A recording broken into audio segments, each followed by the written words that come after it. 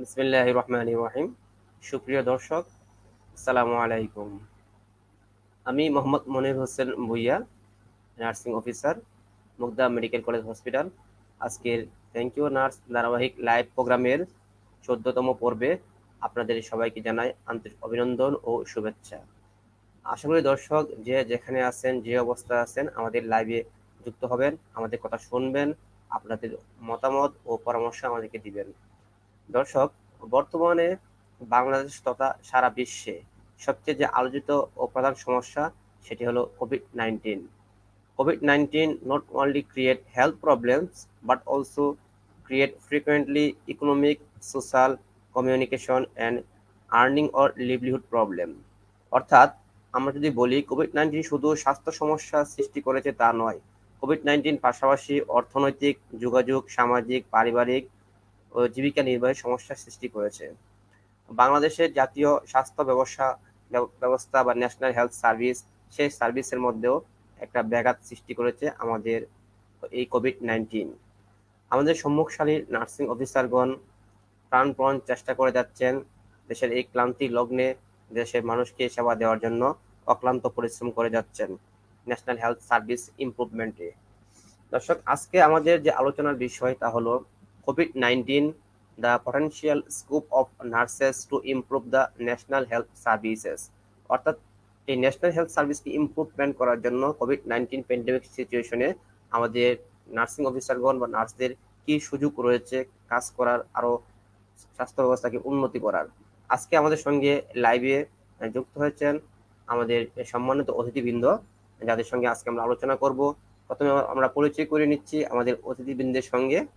আমাদের সঙ্গে যুক্ত আছেন ডক্টর মোহাম্মদ ফয়জুর রহমান স্যার, যিনি বর্তমানে যিনি বর্তমানে জাতীয় নার্সিং উচ্চশিক্ষা ও গবেষণা প্রতিষ্ঠান নিয়ানারে কর্মরত আছেন। আমাদের সঙ্গে আরো যুক্ত হয়েছেন আজকে আলোচনায় জনাব মোহাম্মদ শাহিন রেজা স্যার, যিনি বর্তমানে নার্সিং অফিসার হিসেবে রংপুর মেডিকেল কলেজ হসপিটালে কর্মরত। আমাদের সঙ্গে আরো যুক্ত হয়েছেন জনাব শারমিন সুলতানা ম্যাডাম, যিনি বর্তমানে Covid dedicated Dhaka medical college হসপিটালের আইসিইউতে কর্মরত নার্সিং অফিসার হিসেবে। দর্শক, আপনাদের প্রশ্ন মতামত বরাবরই আমাদের কাছে গুরুত্বপূর্ণ। প্রশ্ন ও মতামত জানিয়ে আমাদের সঙ্গে থাকবেন, আমাদের আজকের আলোচনাকে প্রাণবন্ত করে তুলবেন। আমরা চেষ্টা করব আমাদের এক্সপার্ট প্যানেলের মাধ্যমে আপনাদের সকল ধরনের প্রশ্ন, আজকে টপিক রিলেটেড যে প্রশ্ন, সেই প্রশ্নের উত্তর দেওয়ার জন্য। দর্শক, আমরা জানি আগস্ট মাস সুখের মাস। অনুষ্ঠানের শুরুতে আমরা স্মরণ করছি হাজার বছরের শ্রেষ্ঠ বাঙালি, জাতির জনক বঙ্গবন্ধু শেখ মুজিবুর রহমান এবং ওনার পরিবারের অন্যান্য সদস্যদের, ওনাদের আত্মার মাগফিরাত কামনা করছি আমরা, বিধি আত্মার। সে সঙ্গে আজকে বঙ্গমাতা বেগম ফজিলাতুন্নেসা মুজিব এর জন্মবার্ষিকী, আমরা ওনার জন্য দোয়া করছি, সেই সাথে সকল আত্মার মাগফিরাত কামনা করছি। দর্শক, আমরা মূল আলোচনায় চলে যাব। আমাদের আজকে যে টপিক, প্রথমে আমরা আজকে আলোচনা শুরু করব আমাদের অতিথি যেমন ডক্টর মোহাম্মদ ফয়জুর রহমান স্যারকে দিয়ে। স্যার, শুনতে পাচ্ছেন নিশ্চয়ই? হ্যাঁ, শুনতে পাচ্ছি। জি স্যার, আমাদের আজকের যে টপিকের টাইটেল আমরা নিশ্চয়ই আপনি দেখতে পেয়েছেন, COVID-19, the potential scope of nurses to improve the national health services. তো আমি আপনার কাছে প্রথমে জানতে চাচ্ছি, আমাদের যে জাতীয় স্বাস্থ্য সেবা বা ব্যবস্থা, সেই জাতীয় স্বাস্থ্য সেবা উন্নয়নে একজন নার্স কোন কোন ক্ষেত্রে কিভাবে ভূমিকা পালন করতে পারে, পাশাপাশি হেলথ সিস্টেম এবং ন্যাশনাল হেলথ সার্ভিস সম্পর্কে আলোচনা করার জন্য আপনাকে অনুরোধ করছি। জনাব doctor Foyzur Rahman sir, please. বিসমিল্লাহির রহমানির রহিম। আমার সহযোগী প্যানেলিস্ট বৃন্দ, সম্মানিত মডারেটর এবং অনলাইনে সংযুক্ত দর্শকবৃন্দ, আসসালামু আলাইকুম। কোভিড-19 জাতীয় স্বাস্থ্যসেবা উন্নয়নে নার্সদের যে সুপ্ত সম্ভাবনা, এ শীর্ষক আলোচনায় আমাকে সুযোগ প্রদানের জন্য আমি আপনাদের সকলকে স্বাগত জানাচ্ছি। দেশের প্রত্যেক নাগরিকের স্বাস্থ্য সুরক্ষার দায়িত্ব রাষ্ট্রের। আর এই রাষ্ট্র প্রত্যেকটা নাগরিকের যেন তার নিজ নিজ অবস্থানে থেকে রাষ্ট্রের গুরুত্বপূর্ণ উন্নয়নে ভূমিকা রাখতে পারে সে চেষ্টা সবসময় করেন। স্বাস্থ্যসেবা প্রদানের ক্ষেত্রে যদি আমরা দেখি তাহলে যে রাষ্ট্রের যে রাষ্ট্রীয় স্বাস্থ্য ব্যবস্থা, সে স্বাস্থ্য ব্যবস্থায় রাষ্ট্র কোনো নাগরিকের ধর্ম, বর্ণ, পাত্র, বয়স নির্বিশেষে সকল নাগরিকের স্বাস্থ্য সেবা পৌঁছানোর যে প্রক্রিয়াটা, সেই প্রক্রিয়াটাই হচ্ছে যে আমাদের হেলথ সিস্টেম। তো এ সম্পর্কে আমাদের একটু যদি ধারণা থাকে তাহলে আমাদের আলোচনা করতে সুবিধা হবে, যার কারণে আমার এই কথাগুলো অবতারণা করা। তো এই হেলথ সিস্টেম একটা অত্যন্ত জটিল, শ্রমসাধ্য এবং সময় সাপেক্ষ ব্যয়বহুল ব্যাপার। এ কারণে স্বাস্থ্য ব্যবস্থাকে বলা হয়ে থাকে একটা বিশেষ প্রক্রিয়া। এ প্রক্রিয়াটা অন্যান্য সাধারণ প্রক্রিয়ার মতো না। এই প্রক্রিয়াটা এমন একটা প্রক্রিয়া যে কোনো প্রক্রিয়াকেই অনুসরণ করে না। স্বাস্থ্যসেবা প্রদানের প্রক্রিয়াটা একটা ভঙ্গুর এবং একটা ক্ষণস্থায়ী প্রক্রিয়া। স্বাস্থ্য সেবা প্রদানের এই যে প্রক্রিয়ায়, এই প্রক্রিয়ায় জড়িত থাকে বিভিন্ন ধরনের স্বাস্থ্য সেবা প্রদানকারী প্রতিষ্ঠান। আমাদের যে বাংলাদেশের কান্ট্রি পার্সপেক্টিভ, এই পার্সপেক্টিভে আমরা প্রাইমারি লেভেল, সেকেন্ডারি লেভেল এবং টারশিয়ারি লেভেলের যে হাসপাতালগুলো আছে তার মাধ্যমে আমরা স্বাস্থ্যসেবা প্রদান করি। তাছাড়াও দেশের বিভিন্ন এনজিও সমূহ ও অন্যান্য বেসরকারি প্রতিষ্ঠান সমূহ স্বাস্থ্য প্রদানের ক্ষেত্রে জড়িত। নিরবিচ্ছিন্ন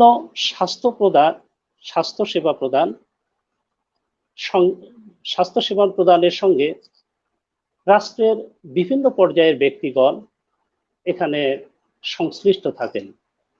সেটা মন্ত্রণালয় থেকে শুরু করে অধিদপ্তর, পরিদপ্তর, বিভিন্ন শ্রেণী এবং পেশার মানুষজন। আর এই স্বাস্থ্যসেবা যারা গ্রহীতা, তাদের মধ্যে নারী, পুরুষ এবং সকল বয়সের মানুষ এর সঙ্গে জড়িত। তা সে সুস্থই হোক কিংবা সে অসুস্থই হোক, সবার জন্য এই স্বাস্থ্যসেবা প্রদানটা আমরা করে থাকি। বাংলাদেশের প্রেক্ষিত যদি আমরা চিন্তা করি, আমাদের দেশের যে স্বাস্থ্য ব্যবস্থা, এই স্বাস্থ্য ব্যবস্থায় আমরা মেডিকেল মডেল আমরা ফলো করি। আর এই মেডিকেল মডেলটা হচ্ছে এমন একটা মডেল যেখানে একটা শরীরের একটা অঙ্গ, যেমন এখানে বলা যায় কিডনি, যেমন হার্ট একটা গুরুত্বপূর্ণ অংশ, ঠিক এরকম ভাবে এইসব অঙ্গের যে অসুখগুলো হয় তার উপর ভিত্তি করেই কিন্তু আমাদের স্বাস্থ্য ব্যবস্থা। উদাহরণ হিসাবে আমি যদি বলি, যেমন হার্টের আমার কোনো ধরনের সমস্যা হয়েছে, এর যদি আমি চিকিৎসা করাতে যাই তাহলে আমাকে যেতে হবে হার্টের হাসপাতালে, হৃদরোগ হাসপাতালে। আমার কিডনিতে সমস্যা হয়েছে, এর জন্য আমাকে যেতে হবে কিডনি হাসপাতালে। আমার ডায়রিয়া হয়েছে, আমি চলে যাব আইসিডিডি হাসপাতালে।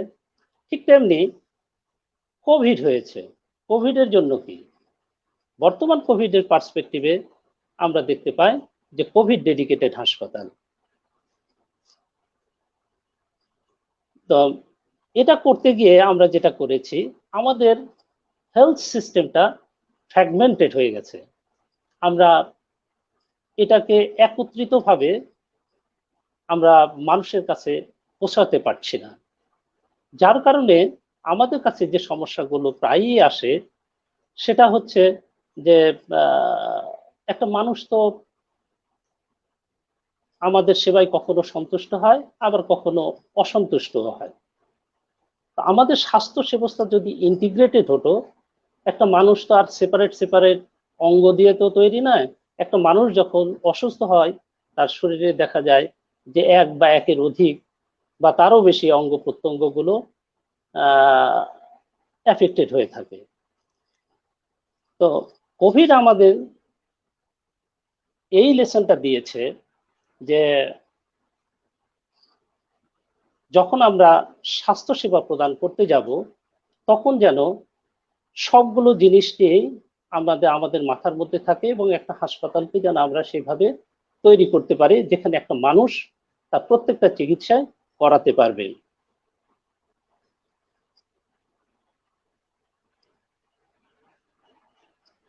হ্যালো, শোনা যাচ্ছে আমাকে? জি স্যার, শুনতে পাচ্ছি আমরা।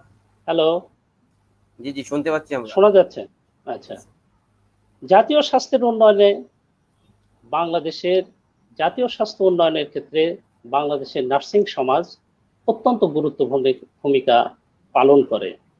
আপনি জানেন কোভিড-19 একটা ভাইরাস বাহিত রোগ, যে ভাইরাসকে আমরা সচরাচর খালি চোখে দেখতে পারি না। এই অদৃশ্য শত্রুর বিরুদ্ধে আমাদের নার্সিং সমাজ প্রথম সারির যোদ্ধা হিসাবে সমান তালে কাজ করে যাচ্ছেন। এই যুদ্ধে আমাদের নার্স কিন্তু কোনো অংশেই পিছিয়ে নেই, বরং এই স্বাস্থ্য সেবা প্রদান করতে গিয়ে অনেকেই আক্রান্ত হয়েছেন, অনেকে মৃত্যুবরণ করেছেন। আজকের এই অনুষ্ঠানের মাধ্যমে আমি তাদের বিদায়ী আত্মার প্রতি শ্রদ্ধা অবনতভাবে তাদের সম্মান জানাই। তাহলে আমরা এখান থেকে দেখতে পাচ্ছি যে যেখানে হাসপাতাল আছে সেখানে কিন্তু নার্স আছে। কাজেই এই যে লেভেল, তিনটা স্তরে, প্রাইমারি, সেকেন্ডারি এবং টারশিয়ারি, এছাড়াও নার্সরা দেখা যাচ্ছে যে কেউ ইন্ডিভিজুয়াল লেভেলে কাজ করতেছেন, সেবা দিচ্ছেন মানুষকে, সেবার সাথে সম্পৃক্ত। আবার কেউ বা দেখা যাচ্ছে ম্যানেজমেন্টের সঙ্গে সম্পৃক্ত, কেউ বা মনিটরিং এর সঙ্গে সম্পৃক্ত, আবার কেউ বা প্রশাসনিক ভাবে বিভিন্নভাবে সম্পৃক্ত। যদি আমি প্রশাসনিক ভাবে বলি, কোভিড এর শুরুতে দেখা যাবে যে আমাদের যারা পলিসি মেকার আছেন, যারা পলিসির সাথে সম্পৃক্ত, তারা বিভিন্ন পর্যায়ে যোগাযোগ করেছেন।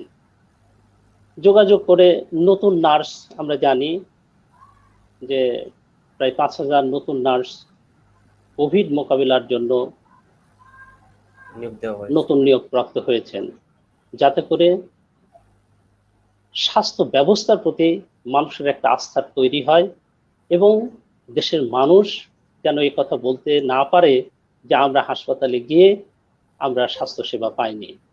কাজেই এটা একটা বড় সুযোগ যে আমরা আগেই একটা প্রতিরোধ ব্যবস্থা তৈরি করার চেষ্টা করেছি এবং সেখানে আমি বলবো আমরা সফল হয়েছি। তো এটা হচ্ছে একটা সুপ্ত যে সুপ্ত সুযোগ, এটা হচ্ছে একটা সুপ্ত সুযোগের আমরা সফল ব্যবহার কিন্তু আমরা করে ফেলেছি অলরেডি। আচ্ছা, এখন আমি আসি যে প্রাথমিকভাবে এই যে সংক্রমণ, এই সংক্রমণ প্রতিরোধ করার জন্য, সংক্রমণ নিয়ন্ত্রণ করার জন্য আমাদের স্বাস্থ্য ব্যবস্থা আমরা যে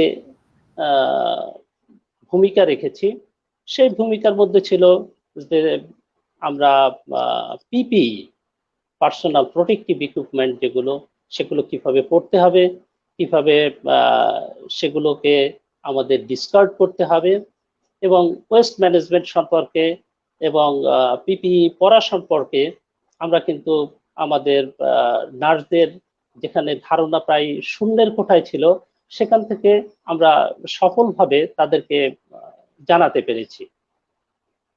এটা একটা আমি বলবো আমার তরফ থেকে, আমার পক্ষ থেকে, যে এটা একটা বড় সুযোগ। সেই সুযোগটা আমরা ব্যবহার করেছি এবং মানুষের সেবায় আমরা এগিয়ে আসতে পেরেছি। জাতীয় স্বাস্থ্যসেবার মূল লক্ষ্য জনগণের স্বাস্থ্যসেবা নিশ্চিত করা, যাতে করে তারা নিজের তথা পরিবারের, তার এলাকার এবং সার্বিকভাবে দেশের উন্নয়ন করতে পারে। এক্ষেত্রে বাংলাদেশের নার্সগণ তারা নিজ কাজের মাধ্যমে যখন একটা মানুষকে সুস্থ করে তোলেন, সে মানুষ যখন তার পরিবারের কাছে ফিরে যায় এবং যখন সে উৎপাদনমুখী কর্মের সাথে নিজেকে সম্পৃক্ত করে, তখন থেকে শুধুমাত্র স্বাস্থ্য ক্ষেত্রেই নয়, জাতীয় স্বাস্থ্য ক্ষেত্রেই নয়, দেশের জাতীয় উৎপাদনে সে গুরুত্বপূর্ণ ভূমিকা পালন করে। আর এটা এক ধরনের উন্নয়নের একটা সুপ্ত সম্ভাবনাকে জাগিয়ে তোলে। বাংলাদেশের নার্স তারা প্রত্যক্ষ এবং পরোক্ষ উভয়ভাবেই দেশের স্বাস্থ্যের উন্নয়নে কাজ করে থাকেন। এই কাজের মধ্যে যে সুপ্ত কাজগুলো, সে সুপ্ত কাজগুলো কিন্তু করার যে পদ্ধতি, সে হচ্ছে আমরা যদি দেখি, সেটা হতে পারে আপনার উপজেলা লেভেল, সেটা হতে পারে আপনার সেকেন্ডারি লেভেল যেমন জেলা হাসপাতাল, হতে পারে সেটা টার্সিয়ারি লেভেলে specialised hospital, medical college hospital, যেখানেই হোক না কেন, কিংবা কমিউনিটি লেভেলের সেটা স্কুল হেলথ হতে পারে, তারপর ফ্যামিলি হেলথের ক্ষেত্রেও হতে পারে, যেটাই বলি না কেন।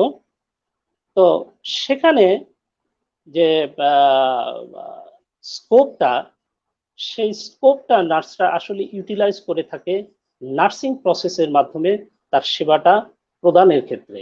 এখানে আমার মনে হয়, আমি জানি না যে নার্সিং প্রসেসটা এক্সপ্লেন করা দরকার কিনা, আমি যদি একটু এ সম্পর্কে বলি, তাহলে আমাকে বলতে হবে যে আপনি জানেন যে এর মধ্যে বেশ কিছু ধাপ রয়েছে, যার প্রথম ধাপে আমরা সেবার প্রয়োজন নিরূপণ করা, অর্থাৎ অ্যাসেসমেন্ট, যে আমার রুগীর জন্য, আমার সেবা প্রদানের জন্য যে কি ধরনের কাজগুলো আমাকে করতে হবে, বা একটা মানুষ আমার কাছে সেবার জন্য এসছে, তার হেলথ কন্ডিশনটা অ্যাসেসমেন্ট, যেটা সেটা ইউজুয়ালি সে সাবজেক্টিভ ডাটা বা অবজেক্টিভ ডাটা, এগুলো দুটোর মাধ্যমে এবং অন্যান্য হিস্ট্রি নেওয়ার মাধ্যমে সেগুলো নিয়ে থাকে। আমি বিস্তারিত বলছি না। তারপরে সে কি করে, নার্সিং ডায়াগনোসিস করে, তারপরে সে প্ল্যান করে, তারপর সে তার প্ল্যান অনুযায়ী সে কি করে, সেটাকে ইমপ্লিমেন্ট করে সেটা আসলে কতখানি কার্যকর হলো কিংবা কতখানি কার্যকর হলো না, সেটাকে সে ইভালুয়েশন করে দেখে। তো এখন এই যে প্রসেসটা, এই প্রসেসটা আন্তর্জাতিকভাবে স্বীকৃত একটা প্রসেস, এবং সেটা চাই কোভিড সময়ে কিংবা কোভিড পরবর্তী বা কোভিড পূর্ববর্তী বা যে কোনো অসুখের ক্ষেত্রেই, যে কোনো ম্যানেজমেন্টের ক্ষেত্রে এটা একটা গুরুত্বপূর্ণ দিক। যদি এটা হচ্ছে আমি বলবো যে আমার পক্ষের থেকে, শুধু আমার পক্ষের থেকে নাই, এটা এভিডেন্ট যে যদি আমরা এই পদ্ধতিকে ফলো করি, তাহলে হবে কি, যে সব ধরনের সেবা আমরা প্রদান করতে সক্ষম হব, এবং এটাই হচ্ছে potential scope for the nurses to provide and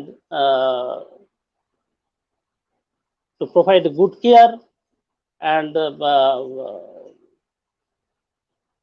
এর সঙ্গে আরেকটা ব্যাপার হচ্ছে আমাকে বলতেই হবে যে আমরা যদি কোয়ালিটি কেয়ার যদি প্রদান করতে চাই তাহলে এর কোনো বিকল্প নাই। আমি এই বিষয়টাকে আরেকটু অন্যভাবে দেখি। যেমন যদি নেপোলিয়নের কথা বলি, নেপোলিয়ন কিন্তু তার জাতিকে উন্নয়নের শিখরে নিয়ে যাওয়ার জন্য বলেছিলেন যে তোমরা আমাকে একটা শিক্ষিত মা দাও, আমি তোমাদের একটা শিক্ষিত জাতি উপহার দেব। আজকে এই কোভিড-19 ক্ষেত্রে যদি আমরা এই নার্সিং প্রসেসের ব্যবহার করতে পারি প্রত্যেকটা হাসপাতালে, প্রত্যেকটা ক্লিনিকে, আমাদের ব্যক্তিগত জীবনে, আমাদের রাষ্ট্রীয় জীবনে, তাহলে হবে কি যে আমরা কোভিড মোকাবেলাটা আমাদের জন্য খুব কঠিন ব্যাপার হবে না, এবং খুব সহজে সেটাকে আমরা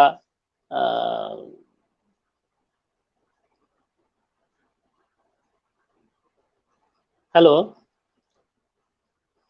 শোনা যাচ্ছে মুনির? সেটা হ্যালো, শুনতে পাচ্ছেন?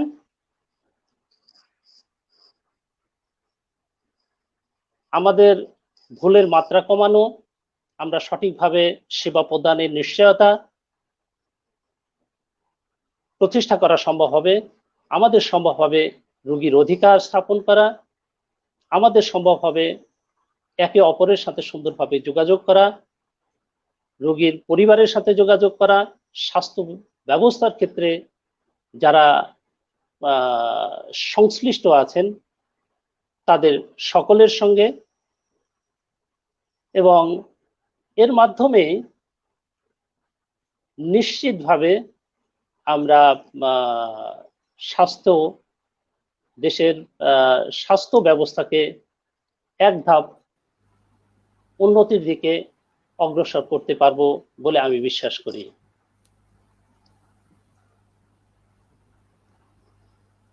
Thank you. Thank you sir আপনার অত্যন্ত সুন্দর আলোচনার জন্য। এখন আমরা আজকে চলে যাব আমাদের দ্বিতীয় আলোচক। আমি ঠিক আসলে বুঝতে পারতেছিলাম না যে আপনারা যখন স্ক্রিন থেকে চলে যাচ্ছেন আমার কথাগুলো শোনা যাচ্ছিল কিনা। স্যার শুনতে পাচ্ছেন?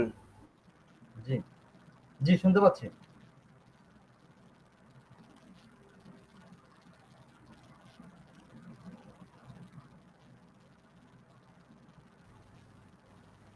জি শাহিন স্যার শুনতে পাচ্ছেন আমাকে? জি আপনাকে শুনতে পাচ্ছি, বলেন। জি স্যার, আমরা এতক্ষণ আমাদের ফয়জুল স্যারের আলোচনা শুনছিলাম। আমরা স্যার বলতেছিল আমাদের যে উন্নয়নের জাতীয় স্বাস্থ্য ব্যবস্থায় আমরা কোন কোন জায়গায় নার্সরা ভূমিকা পালন করতে পারে। আমি যদি স্যার আপনার কাছে আরেকটু বিষয়টি জানতে চাচ্ছি যে স্বাস্থ্য ব্যবস্থা উন্নয়ন করতে নার্সদের কি ধরনের স্কোপ রয়েছে, পটেনশিয়াল স্কোপ বলি, আমরা কোন কোন স্কোপগুলো গ্রহণ করতে পারি, আমাদের সেই স্কোপগুলো কি যদি আমাদের বলতেন স্যার। বিসমিল্লাহির রহমানির রহিম। ধন্যবাদ আপনাদের সকলকেই। থ্যাংক ইউ নার্স এপিসোড 14-এ আমাকে আমন্ত্রণ জানানোর জন্য। আমি প্রথমেই আমার বক্তব্য শুরুতেই শ্রদ্ধা জানাই সে সকল কোভিড যোদ্ধা যারা কোভিড-19-এ আক্রান্ত হয়েছেন এবং শাহাদাত বরণ করেছেন, দেশ ও জাতির পাশে দাঁড়িয়ে নিজেদেরকে উৎসর্গ করেছেন, তাদের প্রতি আমি শ্রদ্ধা সালাম জানাচ্ছি। আজকের সম্মানিত দর্শক, আমার সম্মানিত শিক্ষক শিক্ষিকাবৃন্দ, ডিজিএনএম এর কর্মকর্তাবৃন্দ, সকল স্তরের নার্সিং এক্সপার্ট, ছাত্রছাত্রীবৃন্দ, সকলকে আমি আমার প্রাণ ঢালা শুভেচ্ছা অভিনন্দন জানাচ্ছি। আশা করি আজকের এই বিষয়টি আপনাদের কাছে খুবই গুরুত্বপূর্ণ এবং সময় উপযোগী একটি বিষয়। কেন এই এই এই সময়ে বিষয়টি আপনাদের আমাদের কাছে অত্যন্ত গুরুত্বপূর্ণ? আমরা জানি যে যারা জাতির ক্রান্তি লগ্নে জাতির পাশে দাঁড়ায়, জাতি তাদেরকে শত সহস্র বছর শ্রদ্ধা ভরে সম্মানের সাথে তাদেরকে স্মরণ করে। আর এই কোভিড-19 সিচুয়েশনে হচ্ছে সেই সময় যেখানে শুধু বাঙালি জাতি নয়, সারা পৃথিবীর মানুষজন আজকে হাহাকার করছে। সারা পৃথিবীর মানুষ আজকে বুঝতে পারছে না তারা কি করবে। আজকে এই বিষয়গুলো মোকাবেলা করার জন্য কেউ এক্সপার্ট নয়, সবাই নতুন ভাবে এক্সপিরিয়েন্স গ্যাদার করছে অনেক জীবনের বিনিময়ে। ঠিক সেই সময়ে আমরা আজকে এই যুগোপযোগী একটা টপিক সিলেক্ট করেছি।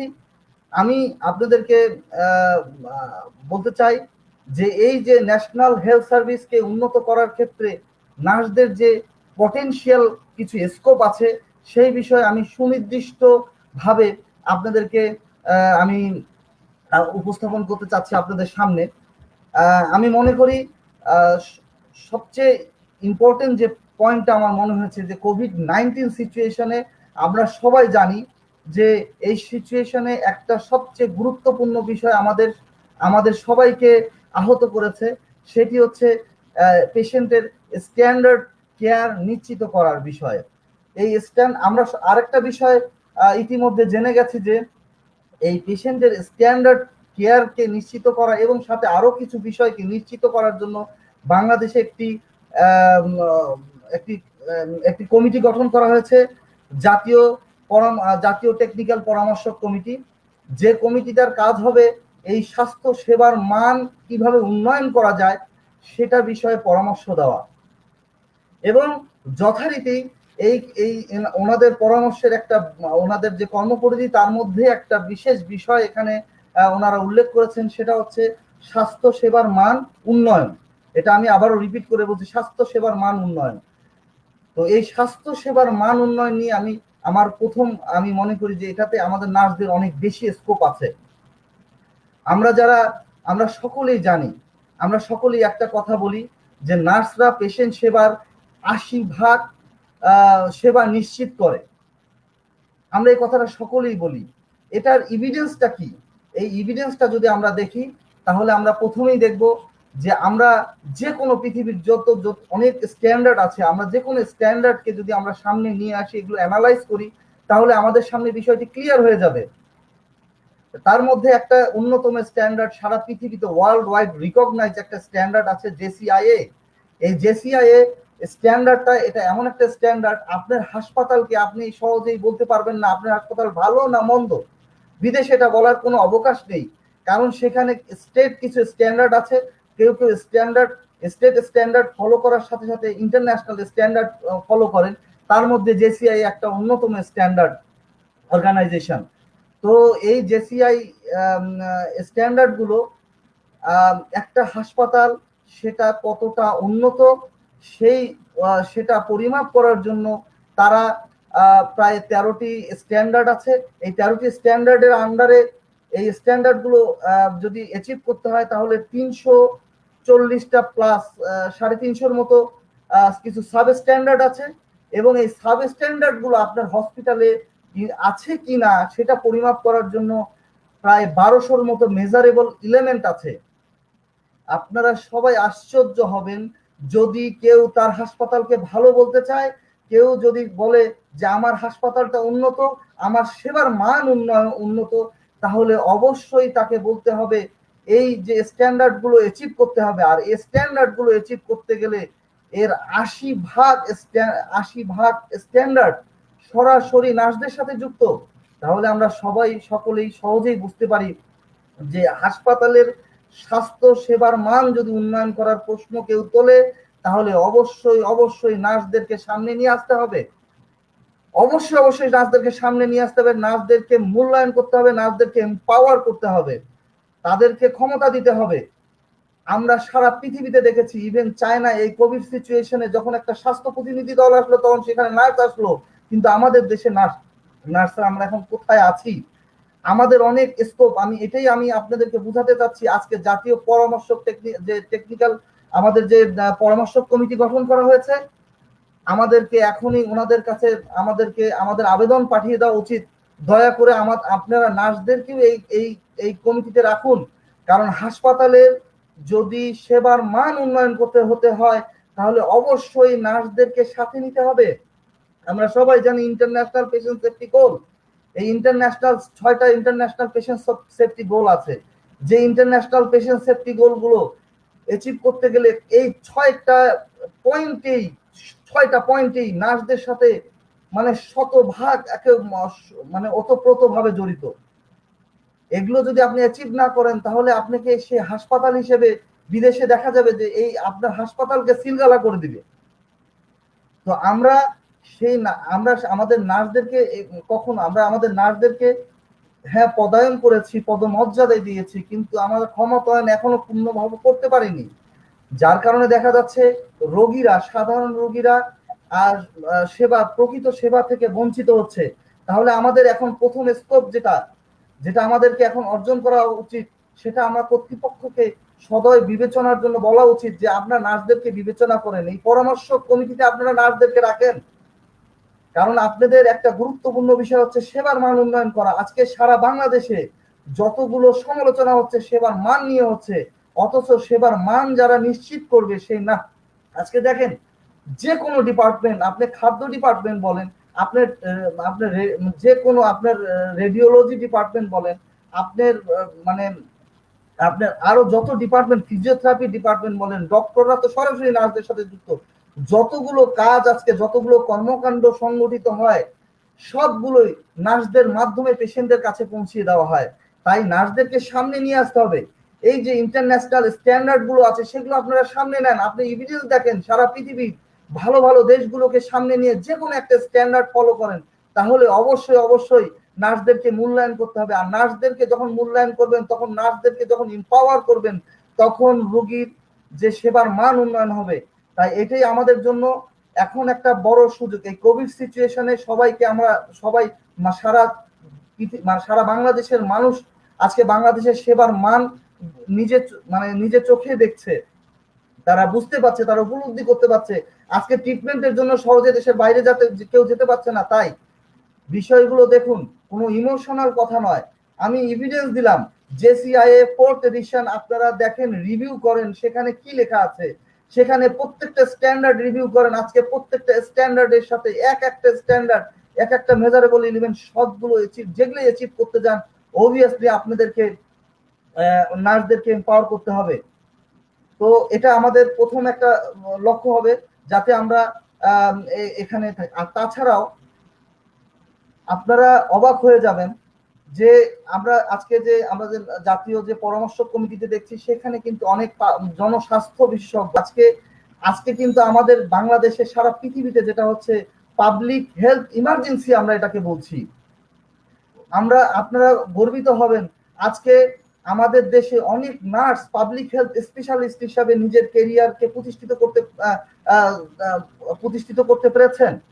এই পাবলিক হেলথ স্পেশালিস্ট আজকে আমরা নিপসমের মতো একটা বড় প্রতিষ্ঠান, যেটা দক্ষিণ এশিয়ার মধ্যে একটা নাম করা প্রতিষ্ঠান, সেখানে নার্সরা একটা নির্দিষ্ট কোটায় সুযোগ পায় এবং সেখানে তারা পড়ে এবং তারা খুব ভালো ডক্টরদের সাথে পাশাপাশি পড়ালেখা করে খুব ভালো রেজাল্ট করে পাবলিক হেলথ স্পেশালিস্ট হয়েছে। আজকে যে স্বাস্থ্য অধিদপ্তরের মহাপরিচালক, আজকে যে বিভিন্ন আমাদের যে IEDCR এর যিনি পরিচালক মহোদয় আছে, ওনারা সবাই পাবলিক হেলথ স্পেশালিস্ট, ওনারা MPH করা। আজকে আমাদের নার্সরাও MPH করে এবং ওনারা অনেক ভালো রেজাল্ট করেছে। তাও শিক্ষাগত দিক দিয়েও কিন্তু আমাদের নার্সরা কোথাও পিছিয়ে নেই। তাই নার্সদেরকে এখন সময় এসেছে তাদেরকে এগিয়ে নিয়ে যাওয়ার। শুধুমাত্র আমরা পদমর্যাদা দিয়েছি এ বলে নার্সদেরকে যদি আমরা বসায় রাখি, তাহলে জাতি কিছু পাবে না। আপনারা পদমর্যাদা দিয়েছেন, ক্ষমতায়ন করেন, যাতে তারা আরো ভালো কাজ করতে পারে। এরপরে এই কোভিড সিচুয়েশনে আমরা একটু বলি যে আমাদের যে পয়েন্টটা ছিল স্পেসিফিক্যালি আমাদের স্কোপ গুলো কি কি, সুনির্দিষ্টভাবে যদি সেই স্কোপ গুলো নিয়ে একটু আলোচনা করেন তাহলে একটু আরো আমরা বিষয়গুলো ক্লিয়ার হতে। আমি স্কোপ গুলো নিয়ে কথা বলছি। আর দ্বিতীয় নাম্বার টু সেটা হচ্ছে প্রি হসপিটাল কেয়ার। আপনারা জানেন প্রি হসপিটাল কেয়ার বর্তমানে কোভিড সিচুয়েশনে একটা খুবই গুরুত্বপূর্ণ পয়েন্ট। আপনার একটা পেশেন্টকে একটা জায়গা থেকে আরেকটা জায়গায় ট্রান্সফার করা হবে অ্যাম্বুলেন্স সার্ভিসের মাধ্যমে, কেউ নেই, কেউ যেতে চায় না। ইভেন একজন ডক্টর অসুস্থ হয়ে গেছেন, আপনারা সবাই পত্রিকায় দেখেছেন, সে ডক্টরের সাথে 2জন নার্সকে পরে পাঠাতেন, তারা নাকি ইন্টুবেট করতে পারেন, তারা খুবই স্কিল নার্স, তাদেরকে সেই মূল্যায়নটা করা হয়েছে এবং তারা রিফিউজ করেনি। আজকে কোথাও কোথাও কোথাও কোনো জায়গায় নার্সরা কোনো ট্রিটমেন্টের ক্ষেত্রে এখন পর্যন্ত রিফিউজ করেছে, কোনো রিপোর্ট আমাদের কাছে আসেনি। এটা গর্বের বিষয়। আর প্রি হসপিটাল কেয়ার, আজকে হসপিটাল করার আমরা দেখেছি যে সারা পৃথিবীতে পেশেন্টকে হসপিটালাইজ করার মতো অবস্থায় নেই। তাই প্রি হসপিটাল কেয়ার একটা ইম্পর্টেন্ট এলিমেন্ট। এবং আমরা নার্সরা বিভিন্ন বিভিন্ন হাসপাতালে, যেমন স্কয়ার, অ্যাপোলো এবং বিভিন্ন হাসপাতালে একটা পেশেন্ট বিভিন্ন অ্যাক্সিডেন্ট প্লেস থেকে এবং একটা পেশেন্ট একটা হসপিটাল থেকে অন্য হসপিটালে ট্রান্সফার করতে গিয়ে আমরা নার্সদেরকে, স্কিল নার্সদেরকে আমরা সুযোগ দিচ্ছি এবং তারা খুব ভালো করছে। এখন পর্যন্ত সেখানে কোনো প্রকার কোনো গাফিলতি নেই। কিন্তু সমস্যা হচ্ছে আজকে নার্সদেরকে যদি আরেকটু স্কোপ দেওয়া যায়, নার্সদেরকে যদি আরেকটু ইন্টারভেনশন করার স্কোপ দেওয়া যায়, যে না, আপনারা যদি রাস্তায় একটা পেশেন্ট নিয়ে আসেন, সেই পেশেন্টটা যদি কোনো ক্রিটিক্যাল সিচুয়েশনে পড়ে, তাহলে আপনারা অ্যাটলিস্ট ইমার্জেন্সি ড্রাগগুলো দিতে পারবেন।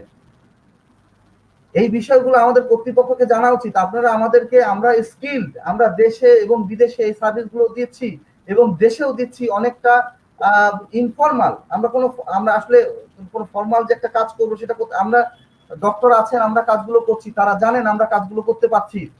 এবং মাননীয় প্রধানমন্ত্রী অনেক সময় বলেছেন নার্সরা অনেক কিছু করতে পারেন। আসলে আমরা করতে পারি। এখন যদি এই যে প্রি হসপিটাল কেয়ারটাকে যদি আমরা কোভিড সিচুয়েশনে একটু স্ট্রং করি, তাহলে দেখা যাবে যে সাধারণ মানুষরা কিন্তু হসপিটাল মুখী হবে না। আমরা কিন্তু সেবাটা জনগণের দোরগোড়ায় পৌঁছে দেবো, মানুষ ভয় পাবে না।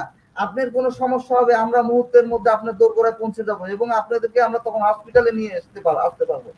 তাহলে প্রি হসপিটাল কেয়ার, এটাকে ইমপ্রুভ করার জন্য নার্সরা পরামর্শ দিতে পারে, এটা নার্সদের জন্য একটা ভালো স্কোপ, এটা একটা বিষয়।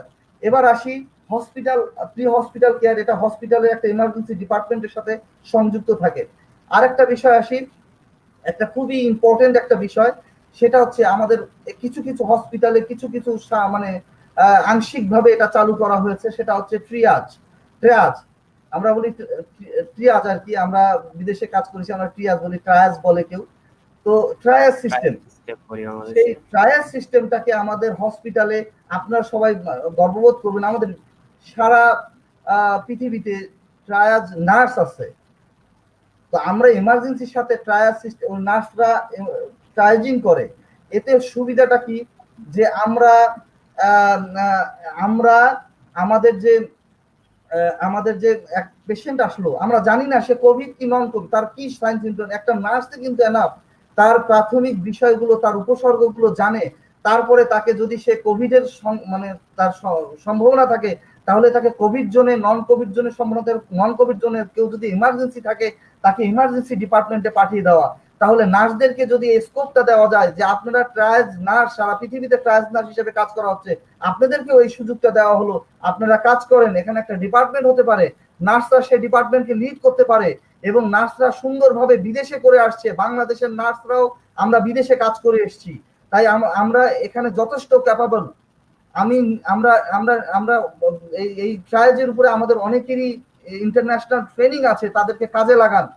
আমরা আরো অনেককেই সেই ট্রেনিংটা দিতে পারি এবং তারা ট্রায়াজ করতে পারে। এবং সাধারণ মানুষ যখন হাসপাতালে আসে, ঘন্টার পর ঘন্টা তারা অপেক্ষা করছে, কিন্তু আমরা যদি আপনি একটা ট্রায়াজ সিস্টেমের মধ্যে আসে, সাথে সাথে একটা ট্রায়াজ নার্স তাকে দেখছে, তখন তার মনের মধ্যে একটা স্যাটিসফ্যাকশন কাজ করবে যে না, আমি ট্রায়াজ সিস্টেম, আমি আছি, আমাকে একজন নার্স দেখেছে, আমার ব্লাড প্রেশার নিয়েছে, আমার কন্ডিশনটা এখন আমি তেমন এমার্জেন্সি না।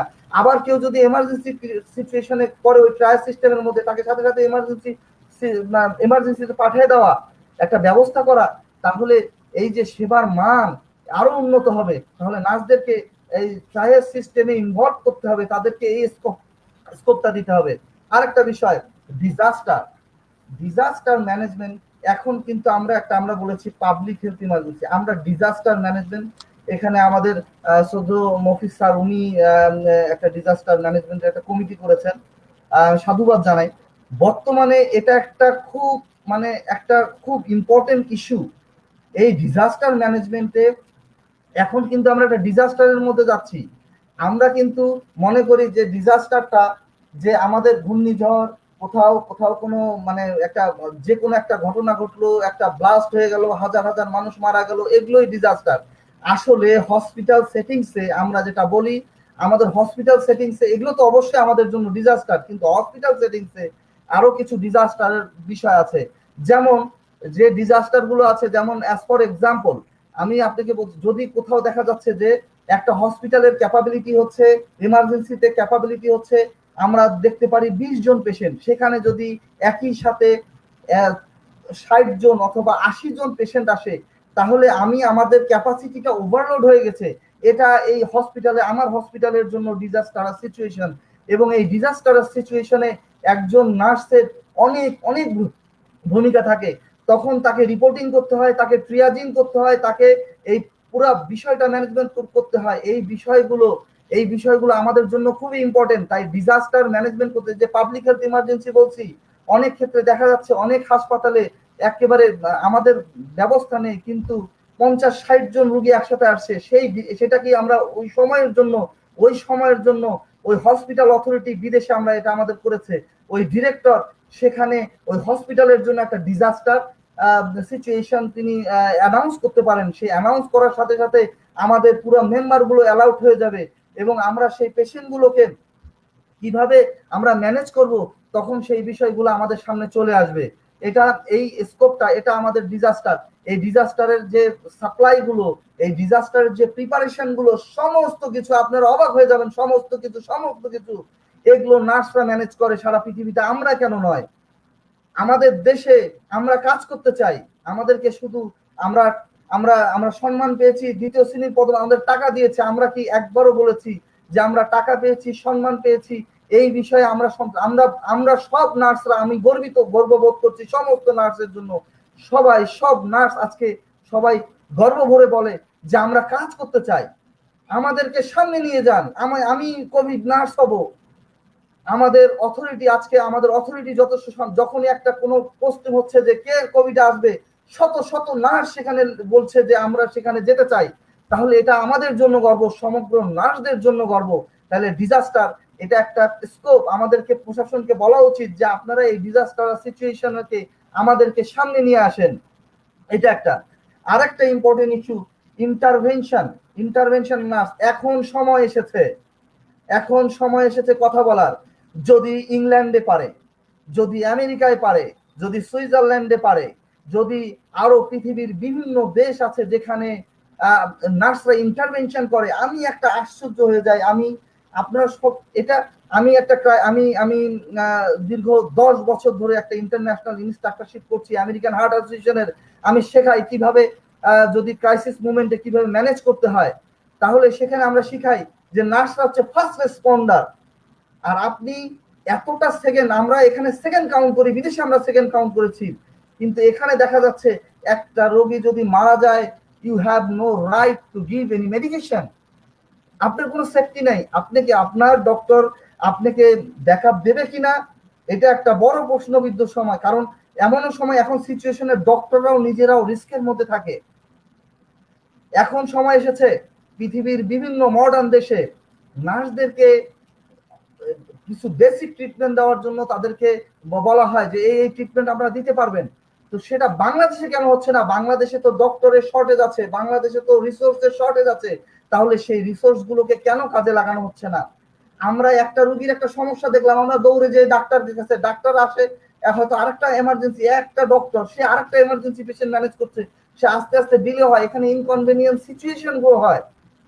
এটা কারোর জন্য মঙ্গলজনক নয়। আমাদের দেশে সামান্য প্রত্যেকটা ফার্মাসিস্টরা বড় বড় ডক্টর, তারা সমস্ত কিছু ট্রিটমেন্ট করছেন, কিন্তু আমাদের নার্সরা যখন ক্রিটিক্যাল সিচুয়েশনে পেশেন্টদের সেবা দিতে চায়, তখন সেখানে পারে না। এখন সময় এসে আপনারা সবাই বলেন প্রশাসনকে যে নার্সদেরকে ইন্টারভেনশনাল পাওয়ার দিতে হবে।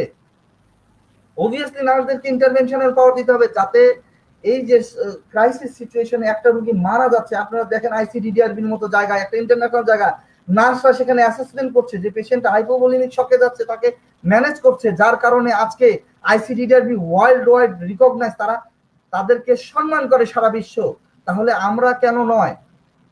আমরা কেন টিম ওয়ার্ক করতে পারি না? আজকে যদি ইংল্যান্ড আমেরিকায় নার্সরা যদি এটা করতে পারছে এবং সফলতার সাথে করতে পারছে, তাহলে বাংলাদেশে কেন হবে না? আপনারা দেখেন, এভিডেন্স গুলো ঘাটেন, আপনারাই গুগলে যান, তাহলে পেয়ে যাবেন। আরেকটা স্কোপ, এটা একটা স্কোপ, এই স্কোপটা যদি নার্সদেরকে দেওয়া যায় তাহলে নার্সরা ভালো করবে, রোগীর সেবার মান উন্নয়ন হবে। আরেকটা স্কোপ, ইনফেকশন কন্ট্রোল নার্স। আমি বেশ কিছুদিন ধরে আমি আসলে যখন ফেসবুকে দেই অনেক সময় হতাশ হয়ে যাই। কিছু কিছু কথা চলে আসে, যে কথাগুলো আসলে এক্সপার্ট যারা তাদের বলা উচিত। এতে হয় কি, যারা আমরা অনেক কিছু বলি,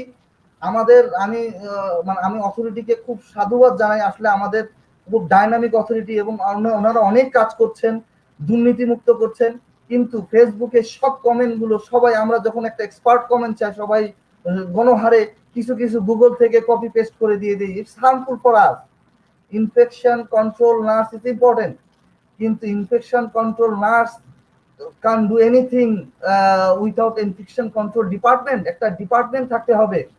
শুধু infection control nurse can't perform alone, তাদেরকে ডিপার্টমেন্ট থাকতে হবে। এটা ইনফেকশন কন্ট্রোল নার্সের ভূমিকা অনেক বেশি, অনেক বেশি। তারা সমস্ত ডেটা নেয়, প্রত্যেকটা জায়গা যায়, কোথায় ক্রস ইনফেকশন হচ্ছে সেটা ইনফেকশন কন্ট্রোল নার্স ডিটেক্ট করবে আগে।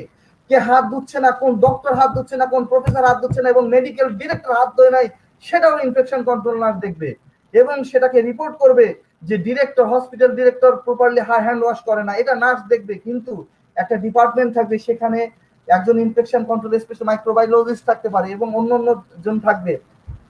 তো এই কাজগুলো ইনফেকশন নার্স, কন্ট্রোল নার্স করবে। কিন্তু আপনি একা ইনফেকশন কন্ট্রোল ডিপার্টমেন্ট করে, একা ইনফেকশন কন্ট্রোল নার্স করে আপনি এটাকে এস্টাবলিশ করতে পারবেন না। এটা ইনফেকশন কন্ট্রোল নার্স নামে হলে হবে না, এর ফাংশন গুলো, এর ক্ষমতায়ন তাকে করতে হবে। তাকে যে একজন ডক্টরকে বলতে যেন পারে যে আপনি হাত, এই প্রসিজারের পরে এই হাতটা আপনি প্লিজ একটু হাতটা ধুন তো। বিদেশে আমাদেরকে করেছে, আমাদেরকে ডক্টরদেরকে বলেছে, please wash your hand doctor, I am with you, how may I help you doctor, please please sir. এই যে একটা সম্মান, ডক্টর সম্মান, এই যে জিনিসগুলো আমাদের হওয়া, তো আমাদেরকে ইনফেকশন কন্ট্রোল নার্স, এটা একটা বড় ভূমিকা। এই সময় আমাদের যে ক্রস ইনফেকশন হচ্ছে, হসপিটাল অ্যাকোয়ার্ড ইনফেকশন গুলো অনেক বেশি। আমরা দেখছি একটা ওয়ার্ড বন্ধ হয়ে যাচ্ছে, এক্সকিউজ মি, ওয়ার্ড গুলো বন্ধ হয়ে যাচ্ছে, একজন কোভিড পেশেন্টের জন্য পুরো ওয়ার্ড বন্ধ হয়ে যাচ্ছে। এই সময় আমাদের দরকার ইনফেকশন কন্ট্রোল নার্স। এই ইনফেকশন কন্ট্রোল নার্স ডিটেক্ট করবে কে সমস্যার মধ্যে আছে, তাকে আইসোলেট করে ফেলবে সাথে সাথে। তাহলে দেখা যাবে যে একটা ওয়ার্ডের একটা পরিস্থিতি, একটা পরিবেশকে ভালো রাখা, ডক্টররা ইনফেক্টেড হবে না। এটা ইম্পর্টেন্ট স্কোপ। এবং নার্সদেরকে বলা উচিত যে নার্সদেরকে অবশ্যই একটা ইনফেকশন কন্ট্রোল ডিপার্টমেন্ট থাকা উচিত এবং নার্সরা সেই ডিপার্টমেন্টের একটা মধ্যমণি, সারা পৃথিবীতেই তাই, এটা বলুক আর না বলুক। এটা একটা নার্সদের জন্য বড় স্কোপ। এরপরে আসি হেলথ এডুকেশন। আজকে দেখেন, এই যে কোভিড, আমরা কিন্তু কোভিড সিচুয়েশনে স্কোপ নিয়ে কথা বলছি। কোভিড সিচুয়েশনে আজকে সারা পৃথিবীতেই আমরা যে কথাগুলো বলছি সেটা হচ্ছে prevention is better than cure. সারা বাংলাদেশকে আপনি ট্রিট করতে পারবেন না, but you can prevent COVID. তো এই প্রিভেনশনের একটা সবচেয়ে বড় জিনিস হচ্ছে হেলথ এডুকেশন। আমাদের নিয়েনারে হেলথ এডুকেশন নার্সদের একটা সুন্দর একটা কোর্স করানো হয় এবং ওদের ওখানেও করা হয়, নিপসমেও করা হয় এবং অন্যান্য এমটিএইচ কোর্সেও করা হয়। নার্সরা যথেষ্ট এডুকেটেড এবং আমরা বিএসসি করার পরেই কিন্তু আমাদের যারা বিএসসি করে নার্সরা, তারাই কিন্তু হেলথ এডুকেশন সম্পর্কে তাদের ভাস্ট নলেজ আছে। সাধারণ নার্সরা এই হেলথ এডুকেশনে যথেষ্ট গুরুত্বপূর্ণ ভূমিকা রাখে। তাহলে সেই নার্সদেরকে, বিদেশে একটা হেলথ এডুকেশনের একটা আলাদা একটা ডিপার্টমেন্ট আছে, সেখানে আপনারা গর্ববোধ করবেন। সেখানকার হেড, দেখা যাচ্ছে যে সেখানকার হেড নার্স হতে পারে।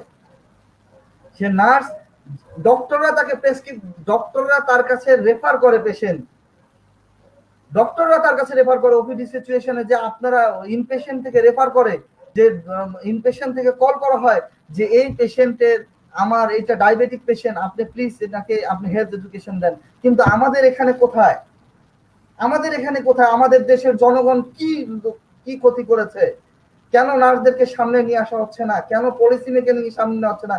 কেন একটা হেলথ এডুকেশন সেন্টার করা হচ্ছে না? হেলথ এডুকেশন যদি একটা সেন্টার থাকতো, তাহলে হাজার হাজার মানুষ এভাবে ইনফেক্টেড হতো না, আমরা প্রিভেন্ট করতে পারতাম ইনশাআল্লাহ। অন্ততপক্ষে এটা একটা বড়, আমরা শুধুমাত্র আমরা মানুষ যখন ভয়ের মধ্যে আছে, মানুষের ভয়টা যদি আমরা ভেঙে দিতে পারি সেটার একটা বড় পাওয়া। মানুষের ভয়ের কারণেই কিন্তু মানুষ জি দেখা স্যার। যাচ্ছে যে অসুস্থ না, সে ছোটাছুটি করছে। তো এটা একটা বিষয়। তো জি স্যার। আমি মনে আমরা হয় খুব জি, জি। আমরা এতক্ষণ আপনার সুন্দর আলোচনা শুনলাম। আমরা আচ্ছা, আপনার সঙ্গে আবার কানেক্টেড হব। আমরা এখন আমাদের পরবর্তী আলোচক জনাব শারমিন সুলতানা ম্যাডাম, ওনার কাছে চলে যাবো। আপনি আমাদের সাথে কানেক্টেড থাকুন। আপনার সঙ্গে আবার কথা হবে। থ্যাংক ইউ জি, very much, thank you very জি। মাচ। Sharmin madam okay. শুনতে পাচ্ছেন নিশ্চয়ই আমাকে? হ্যাঁ হ্যাঁ জি।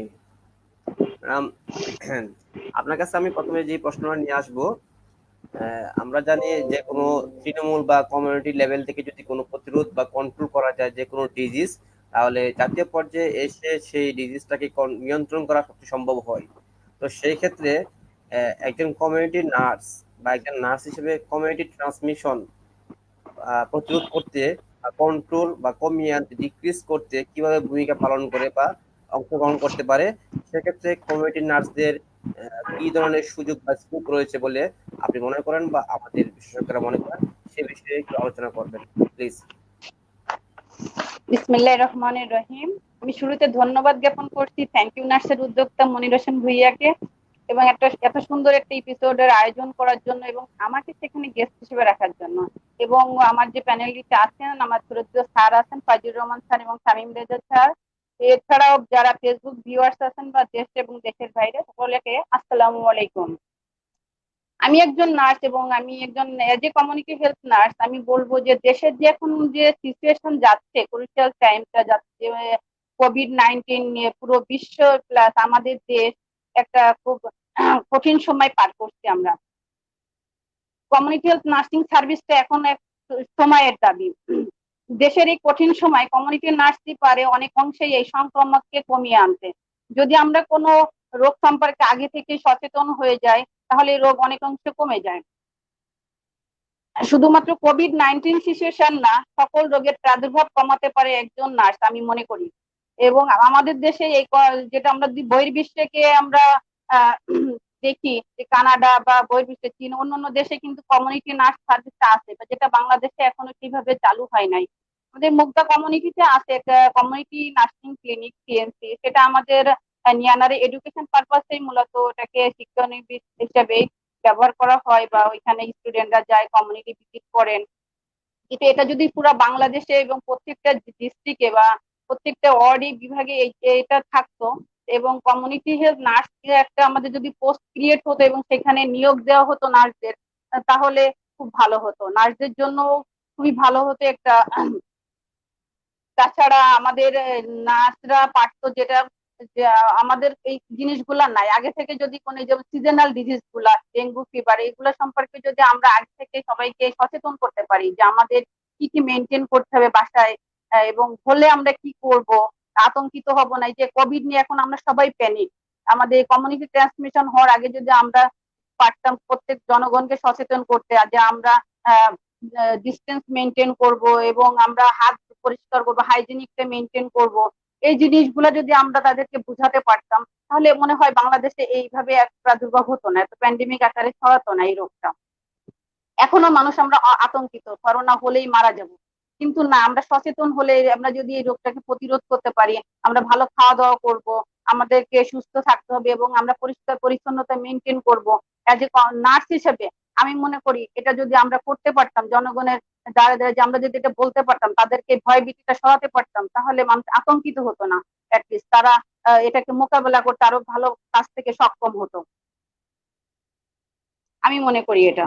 এছাড়া যে যে এখন যে সিজনাল ডিজিজ, যেমন ডেঙ্গু ফিভার গত বছরও আমরা দেখেছি যে খুব অনেক লোক এটা নিয়ে আক্রান্ত হয়েছে, মারা গেছে, হসপিটালাইজ হয়েছে।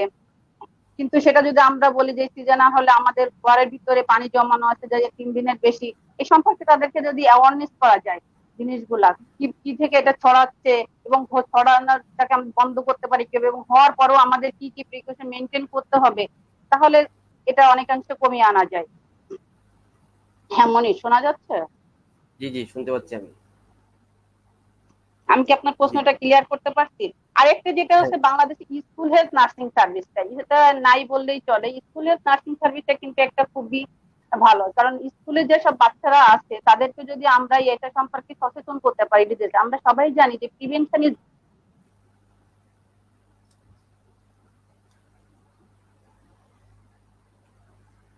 হয়, ধন্যবাদ। রোগটাকে আমরা খুব কাছ থেকে মোকাবেলা করতে পারি, অ্যাটলিস্ট ভয় পাবে না, কেউ ভীতি পাবে না। জি বলেন। জি ধন্যবাদ না, আপনি আমাদের সঙ্গে কানেক্টেড থাকুন। আপনাকে আপনার সঙ্গে আবারও কথা বলবো পরবর্তী একটি বিষয় নিয়ে। আমরা এখন চলে যাব আমাদের পরবর্তী আলোচক জনাব ফয়জুর রহমান স্যারের কাছে। হ্যাঁ জি স্যার, নিশ্চয়ই শুনতে পাচ্ছেন? হ্যাঁ, শুনতে পাচ্ছি। জি স্যার, আমরা অনেকাংশ সময় আমাদের চলে গেছে। আমরা এখন যতটুকু পারি অল্প সময়ে কথা বলবো। যে আমরা জানি স্যার, বর্তমান সময়ে যেমন আলোচিত নাম কোভিড-19, তেমন একটি আলোচিত নাম আইসিইউ। কোভিড-19 এর কারণে সৃষ্ট যে জটিলতা হসপিটাল সেটিং এ, সেখানে ট্রিটমেন্ট নেওয়ার জন্য যারা ভর্তি হয়, সেখানে অনেক সময় দেখা যায় আইসিইউ নিয়ে একটা হাহাকার আমাদের মধ্যে কাজ করে। তো আপনার কাছে আমি জানতে চাচ্ছি যে বিষয়টা স্যার, যে আমরা সংক্ষিপ্ত আকার করব, যে বাংলাদেশে ক্রিটিক্যাল কেয়ার নার্সিং বা ইন্টেন্সিভ কেয়ার নার্সিং যেটাই বলি আমরা, এখানে নার্সদের স্কোপ গুলো বা সম্ভাবনা ক্ষেত্রগুলো কি কি, এবং একজন আইসিইউ বা ক্রিটিক্যাল কেয়ার নার্স ইন্টেন্সিভ কিভাবে জাতীয় স্বাস্থ্য সেবা উন্নয়নে ভূমিকা পালন করতে পারে। জি স্যার। ধন্যবাদ। এক্স্যাক্টলি এই প্রশ্নটার আগে আমাদের আসলে আইসিইউ সিনারিওটা আসলে আমাদের সামনে একটু পরিষ্কার হওয়া দরকার। আমরা জানি যে কোভিড-19 এর ক্ষেত্রে 5 ভাগের মতো মানুষের, যাদের অত্যন্ত শ্বাসকষ্টের সমস্যা হয় কিংবা কোনো অর্গানের ফেলিওর থাকে, সেই ক্ষেত্রে কমপ্লিকেশনের কারণে সেক্ষেত্রে তাদেরকে আমাদের আইসিইউতে স্থানান্তর করার প্রয়োজন হয়ে পড়ে। আমাদের দেশে যদি হাসপাতালের বিছানার সংখ্যার দিকে দেখি, তাহলে রিপোর্ট বলছে যে এখন প্রায় 1,41,903টা বিছানা আমাদের দেশে এখন অ্যাভেলেবল।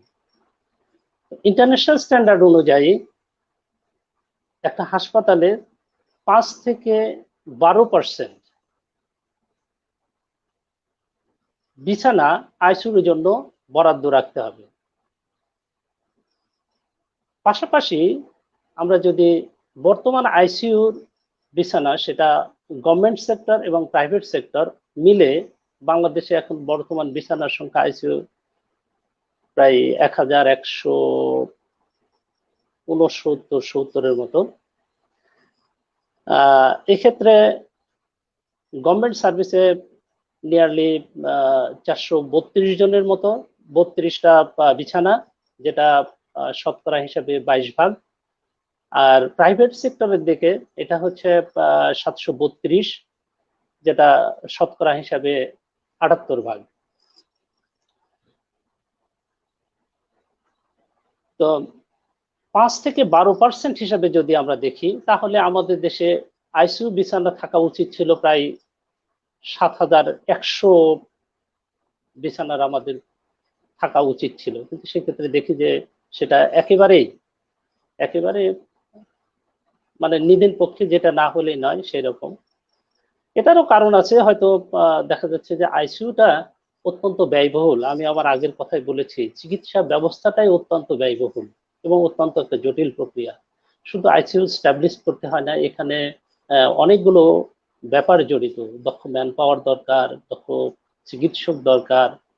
তারপর একটা আইসিইউ রান করাতে অত্যন্ত অত্যন্ত যেসব যন্ত্রপাতি, সেগুলো অত্যন্ত ব্যয়বহুল।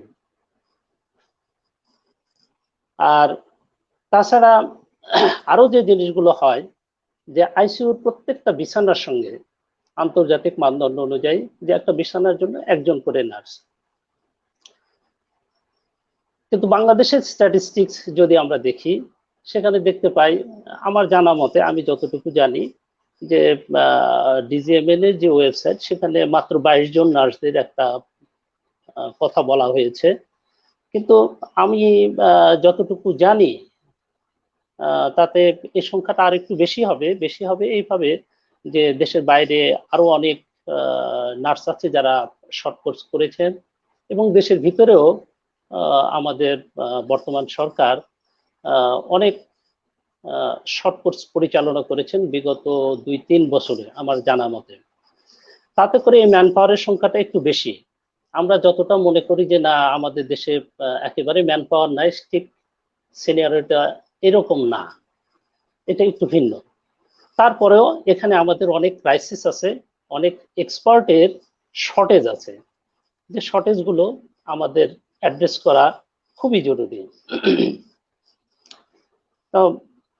আইসিইউ যে কেয়ার, আইসিইউর যে স্ট্যান্ডার্ড, এই স্ট্যান্ডার্ড গুলো যদি আমরা ফলো করতে চাই, সারা বিশ্বে আইসিইউর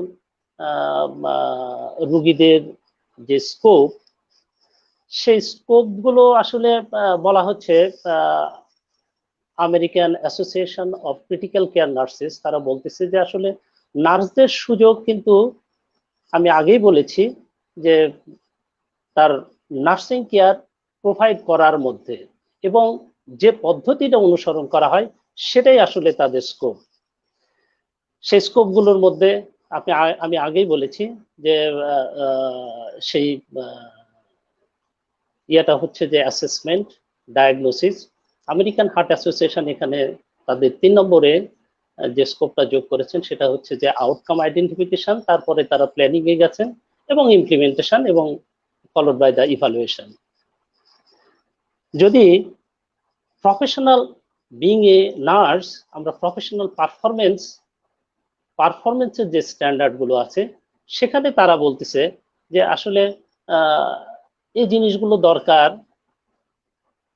জিনিসগুলো দরকার কোয়ালিটি প্র্যাকটিস করার জন্য। আমরা যদি একটা হাসপাতালের কোয়ালিটি সার্ভিস দিতে চাই, সেক্ষেত্রে আমাকে কিন্তু নার্সিং প্রসেসের যে স্টেপগুলো অবশ্যই ফলো করতে হবে। যদি আমি না করি তাহলে কিন্তু কখনোই বলবে না, কখনোই কোয়ালিটি অর্জন করা সম্ভব নয়। যেমন আমার আগের শাহিন বলে গিয়েছে যে জেসিআই স্ট্যান্ডার্ডের মধ্যে এই কথা কিন্তু খুব সুনির্দিষ্টভাবে বলা আছে যে একজন নার্স যেখানে সে প্র্যাকটিস করুক না কেন, আইদার সেটা আইসিইউ হোক কিংবা সেটা জেনারেল ওয়ার্ডই হোক, সেটা কোভিড সিচুয়েশনেই হোক কিংবা নন কোভিড সিচুয়েশনেই হোক না কেন, যে সিচুয়েশন হোক না কেন, সে যদি তার কেয়ারটাকে সিম্পলি ডকুমেন্ট করে, আমরা ওই পাথ দিয়ে যেতে পারি যে রুগীটা কি পাওয়ার কথা ছিল, কখন পাওয়ার কথা ছিল, কখন সে পেয়েছে এবং এটা পাওয়ার ফলে তার কতটুকু উপকার হয়েছে কিংবা তার উপকার হয়নি। যেমন বলা হয়েছে ইনফেকশন কন্ট্রোলের কথা, ঠিক একই জিনিস এখানে প্রসেসটা যদি আমরা ফলো করি তাহলে কিন্তু আমরা বুঝতে পারবো। আমরা যদি হাসপাতাল থেকে ডাটা উঠাই তাহলে আমরা বলতে পারবো যে কতখানি মানুষ আসলে বা কতগুলো রুগী আমার ইনফেক্টেড হচ্ছে এবং সেখান থেকে রিকভারি করতেছে কিংবা ক্রস ইনফেকশনের রেটটা কিরকম, এই রেটটাকে আমরা কিভাবে কমাতে পারি, এই সবগুলোই এই প্রসেসের মধ্যে নিহিত আছে। তো এই ব্যাপারগুলো কিন্তু আমরা খুব সহজে এটা ইমপ্লিমেন্ট করতে পারি। সেটা করতে হবে কি, ছোট্ট একটা আমাদের কাজ করতে হবে। সে কাজের মধ্যে হচ্ছে কি যে আমাদের নার্সিং কেয়ারটাকে ডকুমেন্টেড ফর্মে করতে হবে। As far I know, last 27 years I practice in different hospital in Bangladesh, including abroad. তার মধ্যে রয়েছে হলি ফ্যামিলি হাসপাতাল, ঢাকা মেডিকেল কলেজ হাসপাতাল, জাতীয় হৃদরোগ ইনস্টিটিউট, উপজেলা লেভেল হসপিটাল, সেকেন্ডারি লেভেল হসপিটালে আমি কাজ করিনি, কিন্তু বর্তমান পর্যন্ত কিন্তু দেখা যাচ্ছে যে আমরা কাজ করছি, অনেক মানুষের কাজ করছি, কিন্তু আমার এই যে নার্সিং কেয়ার যেটা আমরা প্রোভাইড করতেছি, যেটা মানুষকে আমরা মানুষের জন্য যে কাজটা আমি করতেছি সেই কাজটা ভিজুয়ালাইজ হয় না। কিছুক্ষণ আগে আমার আগের আলোচক যেমন বলে গেছেন যে ইন্টারভেনশনাল নার্স, আসলে আমরা নার্স কিন্তু আমাদের নার্সিং জব এটা কিন্তু টোটালি টাস্ক ওরিয়েন্টেড। আমাকে কাজ করতেই হবে, মানুষ আমার কাছে আসবে, মানুষ যখন কষ্ট থাকে আমার কাছে আসবে, আমি তার জন্য যে কাজটা করব, আমি তার সঙ্গে একটা হেসেই কথা বললাম, সেটা আমি তাকে যে বুঝালাম তা যে স্যাটিসফাইড করলাম সেটাও যদি আমি লিখে রাখি, তাহলে আমি বলতে পারবো যে আজকের দিনের মধ্যে আমি 3টা মানুষের সঙ্গে কথা বলেছি, এবং সেটা ভিজুয়ালাইজ হবে। আমার সুপিরিয়র অথরিটি যারা আমাদেরকে মনিটর করছে তারা এসে দেখবে যে হ্যাঁ এটা করেছে। আমি 10টা রোগীর ক্যানোলেশন করলাম, আমি যদি লিখি যে এই রোগীর আমি এই সময় ক্যানোলেশন করলাম, আমি কিন্তু বুঝতে পারবো। কিন্তু এই ডকুমেন্টেশন গুলো না করার কারণে আমরা কিন্তু আমাদের যে কোয়ালিটি আমার নার্সদের সেবা দিচ্ছে সেটা ভিজুয়ালাইজ হচ্ছে না, আমরা বুঝতে পারতেছি না যে আসলে আমি নার্সিং কেয়ার দিচ্ছি কিংবা দিচ্ছি না। অন্যদিকে নার্সদের একটা গুরুত্বপূর্ণ কাজ, যেমন ধরি সবাই এই কথা বলে, ছোট বড় যে যে লেভেলেই থাকুক না কেন, একটা গুরুত্বপূর্ণ কাজ হচ্ছে যে রোগীকে তার নির্দিষ্ট সময়ে ওষুধ খাওয়ানো। আপনি যদি দেখেন, আপনি যদি হাসপাতালে যান, তাহলে আপনি দেখবেন জাস্ট একটা প্রেসক্রিপশন একজন ফিজিশিয়ান করেছেন, প্রেসক্রিপশন অনুযায়ী আমার নার্স নির্দিষ্ট সময় খাওয়াচ্ছে। কিন্তু আমি যদি ক্লেম করি আমার পজিশন থেকে যে আপনি যে ওষুধটা খাইয়েছেন আমার রুগীকে, এটা আমি কিভাবে বুঝবো? আপনি অবাক হয়ে যাবেন, কেউ কিন্তু আপনার প্রশ্নের উত্তর দিতে পারবে না, কেননা এই কথাগুলো কোথাও আমরা ওভাবে ডকুমেন্ট করি। আমরা জাস্ট, আপনি দেখবেন হাসপাতালের মধ্যে যে থাকে যে মেডিসিন অর্ডার খাতা, সেই অর্ডার খাতার মধ্যে আমরা বিছানার নম্বর দিয়ে রাখি অথবা ফ্লোর নম্বর দিয়ে রাখি। এটা কি আদৌ তাই হওয়া উচিত ছিল? না, সেটা হওয়া উচিত ছিল না। আবার ধরে একটা রোগীর সম্পর্কে আমি জানতে চাই, তার রিপোর্টগুলো সম্পর্কে জানতে চাই, তার কন্ডিশন সম্পর্কে জানতে চাই। আমি যদি কারোর কাছে জানতে চাই, ওয়ার্ডে কোনো নার্সের কাছে, খুব কম ক্ষেত্রে সম্ভব। একজন হয়তো দেখা যাবে যে ঠিক আমি এটা সম্পর্কে বলতে পারবো না, সে রেফার করবে আরেকজনের কাছে, আরেকজন রেফার করবে আরেকজনের কাছে, আরেকজন রেফার করবে তার পরবর্তী জনে, শেষ পর্যন্ত বলবে যে আমি ঠিক এই ব্যাপারে বোঝাতে আপনাকে পারবো না বা বলতে পারতেছি না, দুঃখিত, আপনি একটু এটা নিয়ে ডাক্তার কনসার্ন যিনি চিকিৎসক আছেন তার সাথে আপনি কথা বলেন। আসলে এটা হয়েছে কেন? এটা হয়েছে আসলে আমরা এই যে আমি আগের কথাই বলেছি যে নার্সিং প্রসেস, এই প্রসেসগুলো মেনটেন করতে না পারার কারণে। তো তাদের স্ট্যান্ডার্ডের মধ্যে American critical care nurses association, তারা তাদের স্ট্যান্ডার্ডের মধ্যে নিয়ে এসেছে যে কোয়ালিটি প্র্যাকটিস করার জন্য আমাদের নার্সিং প্রসেস দরকার। তারপর বলতেছে যে প্রফেশনাল প্র্যাকটিস যেটা আছে আমাদের, সেটাকে আমি যদি জাজ করতে চাই, এই জাজ করার জন্য আমার স্ট্যান্ডার্ডটা দরকার, আমার নার্সিং প্রসেস ফলো করা দরকার। তাহলে হবে কি যে আমার প্রফেশনাল প্র্যাকটিসকে আমি কতখানি প্রফেশনাল, আমি একটা মানুষের প্রতি কতটুকু সেবা মনোভাবা সম্পন্ন, সেটাকে দেখার জন্য এটা আমার প্রয়োজন। তারপর আসলে পরবর্তী যে স্ট্যান্ডার্ডের কথা বলা হচ্ছে সেটা হচ্ছে যে এডুকেশন নিয়ে। এডুকেশন হচ্ছে যে মাপকাঠি, একজন প্রফেশনাল তৈরি কিন্তু এমনি এমনিতেই হয় না। একজন প্রফেশনাল হওয়ার আগে সে কিন্তু সরাসরি প্রফেশনাল হয়ে আসে না, তাকে বিভিন্ন ধাপে শিক্ষা গ্রহণ করতে হয়।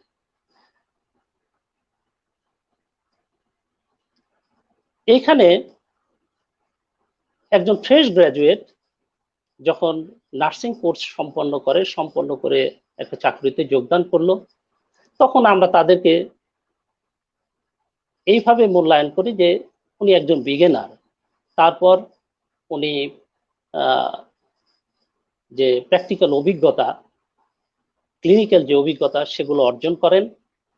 এর পাশাপাশি দেখা যাচ্ছে যে একটা কন্টিনিউ এডুকেশনের সাথে নিজেকে সে সম্পৃক্ত করে, এবং তার যে প্র্যাকটিস করার অভিজ্ঞতা এবং তার যে থিওরিটিক্যাল অভিজ্ঞতা, এগুলো নিয়ে পরবর্তী ধাপে উন্নীত হয়।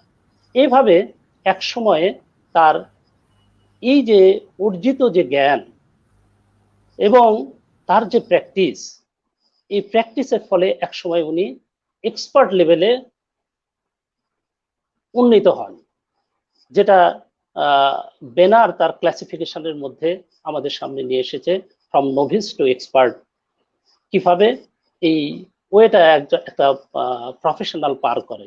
তো এটার জন্য আমাদের এডুকেশনটা জরুরি, এটা একটা স্ট্যান্ডার্ড। পরবর্তী স্ট্যান্ডার্ডটা হচ্ছে যে ইংরেজিতে এটাকে বলে কলিজিয়ালিটি, অর্থাৎ হচ্ছে যে আপনি সিনিয়র আছেন, আপনি আপনার যে পিয়ার আছে, আপনার যে অভিজ্ঞতা লব্ধ জ্ঞান, তাদের সাথে আপনি শেয়ার করবেন। আর এই শেয়ার করার মাধ্যমে হবে কি যে আপনার কাছ থেকে যারা নতুন তারা এই জিনিসগুলো সম্পর্কে জ্ঞান লাভ করবে, তারা ধারণা লাভ করবে এবং সামনের দিকে তারা এগিয়ে যাবে। পরবর্তী স্ট্যান্ডার্ড হচ্ছে যে ইথিক্স। আমাদের দিন দিন যে নৈতিকতা, সেটা আসলে নৈতিক অবক্ষয়। আমরা মাঝে মাঝে শুনলে দুঃখও লাগে যে একজন নার্স হাসপাতাল থেকে দেখা গেল যে কোনো কারণে ওষুধ নিয়ে যাচ্ছে,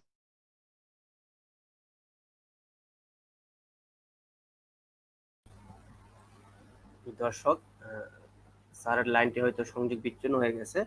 আমরা স্যারের সঙ্গে আবার যুক্ত হব, স্যারের সাথে আবার কথা বলবো। এই পর্যায়ে আমরা অ্যাড করে নিচ্ছি আমাদের আরেকজন অতিথি শারমিন সুলতানা ম্যাডামকে। জি ম্যাডাম, নিশ্চয়ই শুনতে পাচ্ছেন? হ্যাঁ, বলেন মনির। আমরা স্যারের সাথে আবার কানেক্টেড হব। স্যারের লাইনটা পাচ্ছি না। যে আমরা জানি আপনি কোভিড এই সিচুয়েশনে বর্তমানে Covid dedicated hospital Dhaka medical college হসপিটালে আইসিইউতে কর্মরত রয়েছেন। সেই সময়ে আপনি যে প্রোটোকল মেনে কাজ করছেন বা যে সিস্টেমটা ফলো করছেন আপনারা ইনফেকশন কন্ট্রোল করার জন্য বা স্বাস্থ্যকর্মীরা, সেই সম্পর্কে আমার সঙ্গে একটু আলোচনা করবেন। একই সঙ্গে আইসিইউতে কাজ করার সময় আপনাদের যে স্কোপগুলি রয়েছে সেই স্কোপগুলি সম্পর্কে আমাদের একটু জানাবেন এজ এ আইসিইউ বা ক্রিটিক্যাল কেয়ার নার্স। হ্যাঁ, ধন্যবাদ মনির। আইসিইউতে যেহেতু অধিক সংকটাপন্ন রোগীরা ভর্তি হয়, তখন আমাদের দেখাশোনা করতে হয় আমাদের খুব কাছ থেকে, এটা ক্লোজ মনিটরিং করতে হয়, আমরা সবাই জানি। তখন আমাদের এক্ষেত্রে প্রোটেকশনটাও অন্য ওয়ার্ডের তুলনায় একটু বেশি নিতে হয়। যেটা পার্সোনাল প্রোটেক্টিভ ইকুইপমেন্ট পিপি ছাড়া আমাদের যেটা গগলস এবং আমাদের যেটা ফেস শিল্ড, শু কভার, হেড কভার ইত্যাদি এবং মাস্ক, আমরা N95 মাস্ক পরি এবং সঙ্গে সার্জিক্যাল মাস্ক পরি এবং সেটাকে আমরা প্রথমটাকে খুব ফিক্স করে ফেলি মাইক্রোফোন দিয়ে, বিকজ দ্য ফগিং হওয়ার চান্সটা কম থাকে। এটা পরা এবং অন্যের হেল্প নিলে খুবই ভালো হয়। যখন আমরা পিপিটা পড়ি তখন একে অন্যকে আমরা হেল্প করি, করে তারপরে আমরা এবং আমাদের এখানে জোনটা খুব আলাদা করা আছে, গ্রিন জোন এবং রেড জোন। কখনো যিনি ভিতরে থাকবেন তিনি একবার ড্রপিং করে হ্যান্ড ওয়াশ করে তারপরে উনি গ্রিন জোনে আমাদের ভিতরে আসবেন এবং যে গ্রিন জোনের লোকও রেড জোনে ওইভাবে যাবে না, ফুল প্রোটেকশন নেওয়ার পরে উনি রেড জোনে যাবেন। যে জোনটাও আলাদা করা আছে আইসিইউতে ঢাকা মেডিকেলের।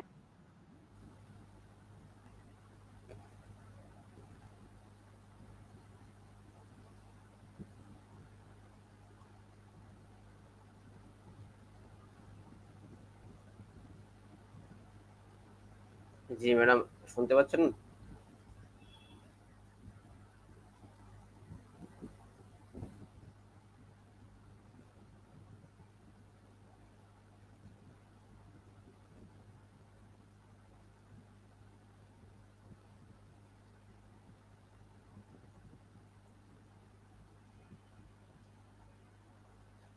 দর্শক, আমরা ম্যাডামের সংযুক্তি বিচ্ছিন্ন হয়ে গেছে। এখন আমরা আবারও ম্যাডামের সাথে কথা বলবো। এই ফাঁকে আমাদের স্যারকে আমরা আবার পেয়েছি, স্যারের সাথে আবার কথা বলবো। স্যার, শুনতে পাচ্ছেন?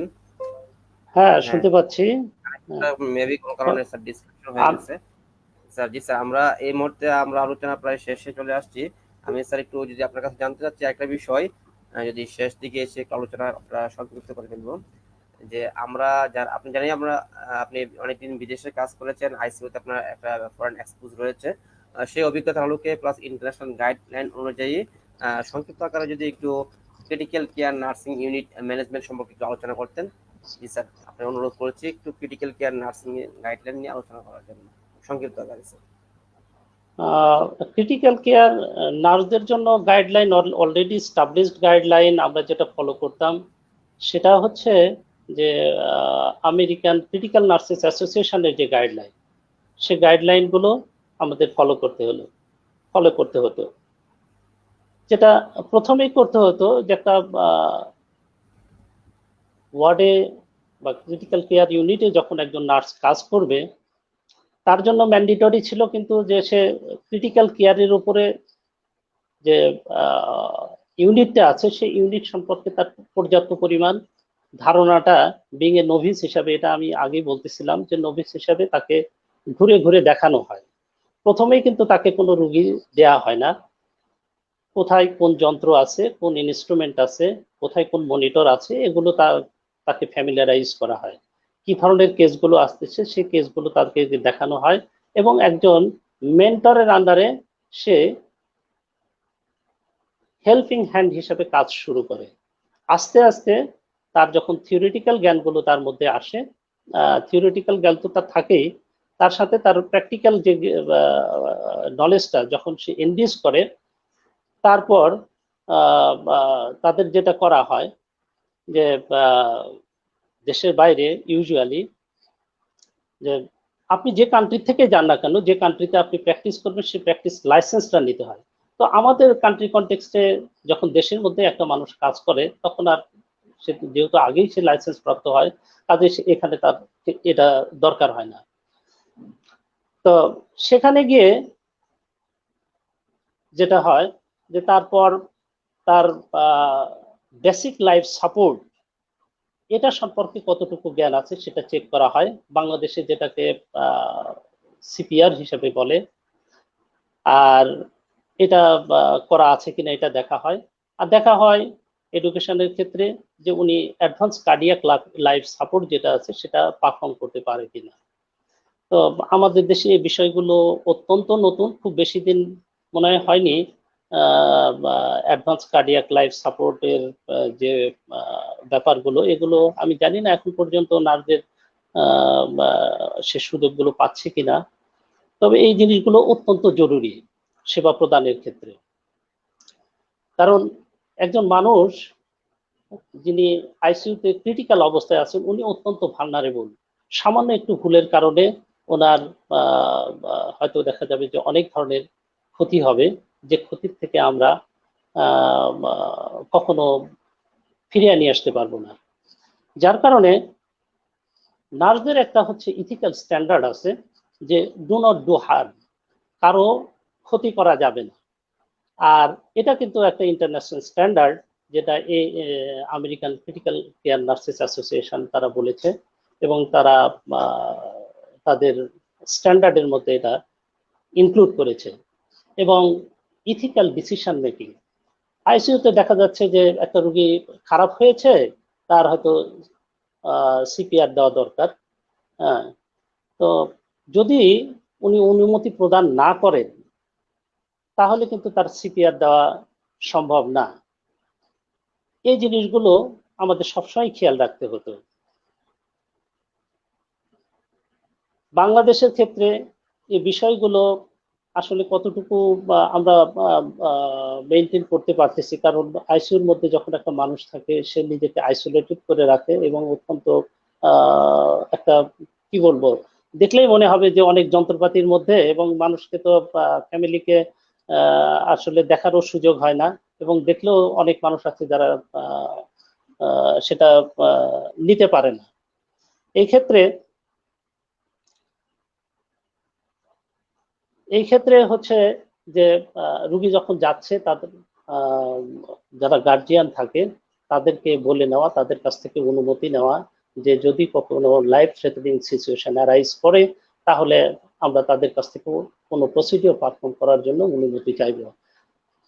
পরবর্তী যে বিষয়গুলো হচ্ছে যে কোলাবোরেশন, এখানে নার্স এবং ডাক্তার, নার্স এবং ক্লায়েন্টের বা পেশেন্টের যে যারা রিলেটিভস তাদের সাথে কোলাবোরেটিভ একটা ওয়ার্ক তাদেরকে করতে হয়।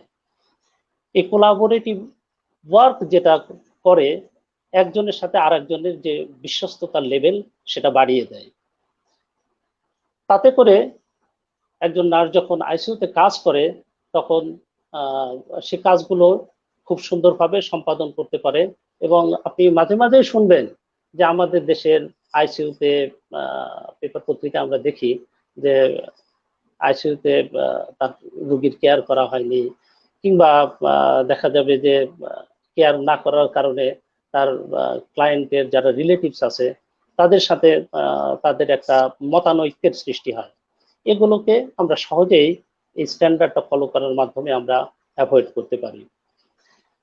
যেটা দেশের বাইরে যদি কখনো আমি দেখেছি, আমি যে কাজ করার সময় যখন কোনো সমস্যা হয়েছে তখন দেখা যাচ্ছে যে সোশ্যাল ওয়ার্কার যারা থাকে তাদেরকে ডেকে নিয়ে এসে রোগীর কন্ডিশন বোঝানো হয়, এবং এই সোশ্যাল ওয়ার্কার তারা কি করে যে রোগীর যারা পরিবার তাদেরকে বিষয়টা বিস্তারিত বলে।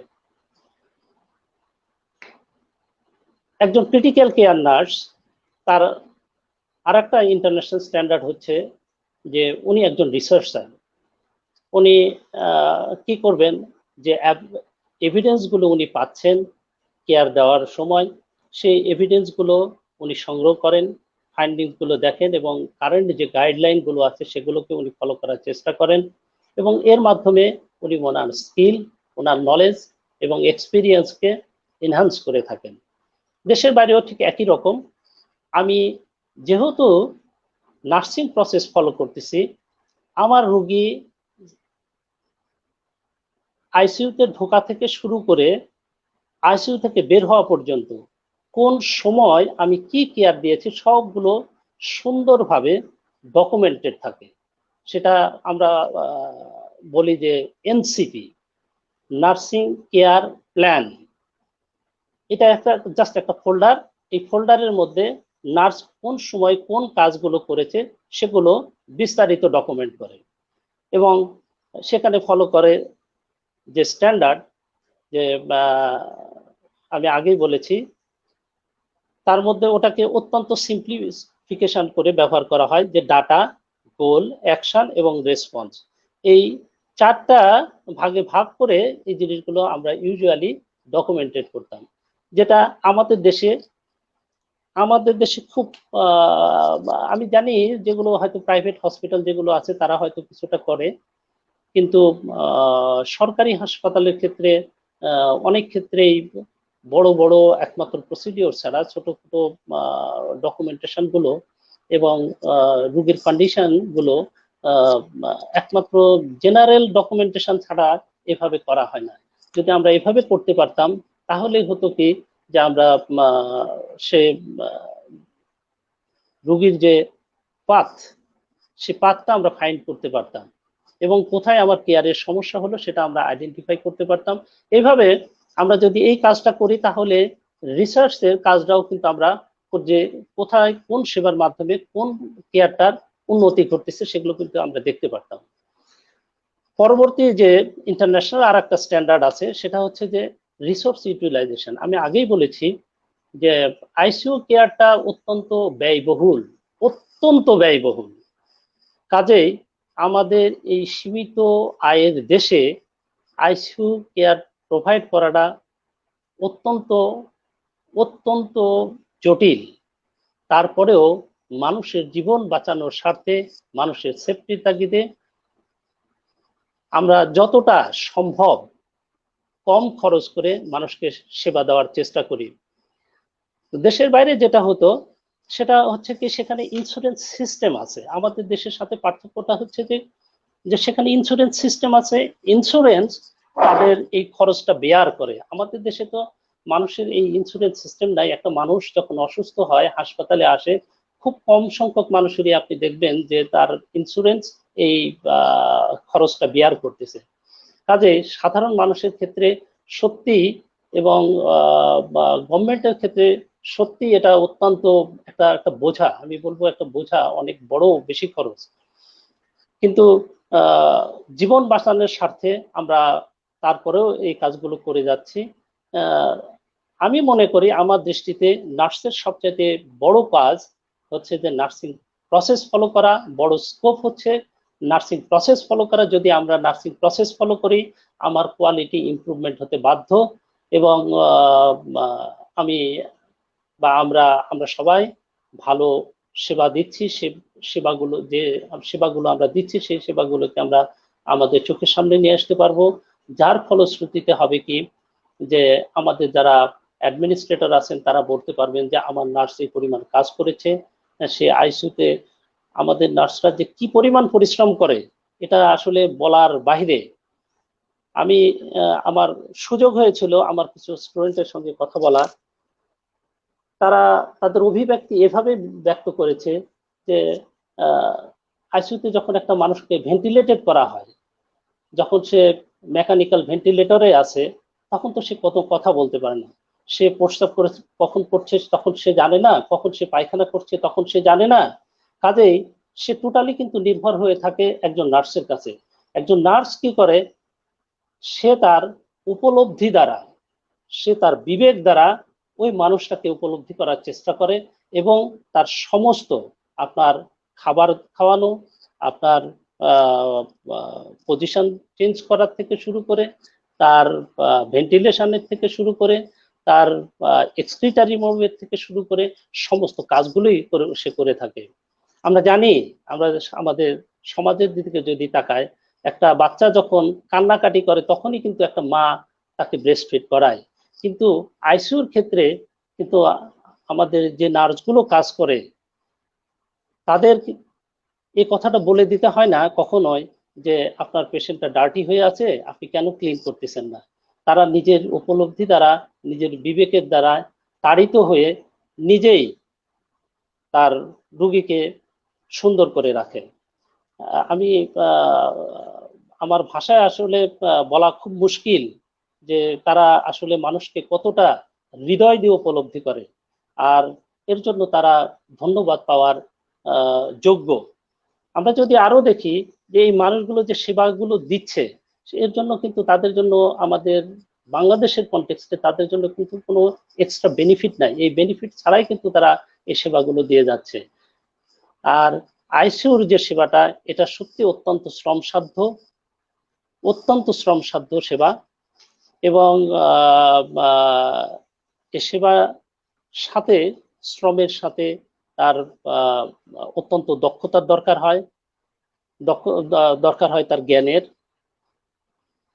সেই হিসাবে আমার এভাবে বলা হয়তো উচিত না, কিন্তু তারা যে সেবাগুলো আমাদেরকে প্রদান করে, এটা এটার আসলে মূল্যায়ন কখনোই, ভ্যালুটা হয়তো দেখা যায় মানিটারি ভ্যালু বা ইয়ার ভ্যালু দ্বারা কখনো এটা পরিশোধ করা সম্ভব নয়। Thank you. Hello,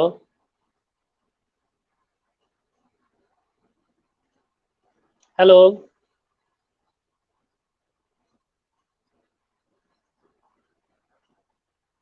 hello, hello, hello Monir, hello,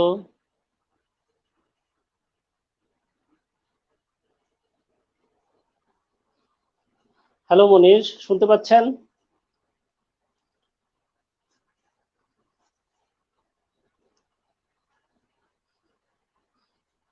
hello,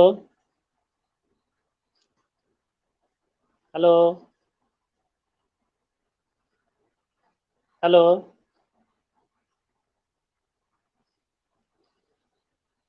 hello,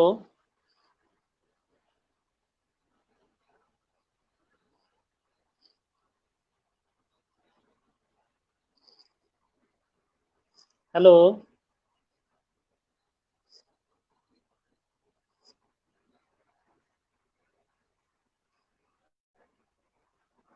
hello, hello,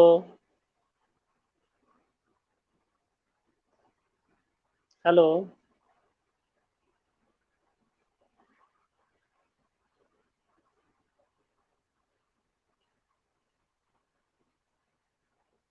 hello,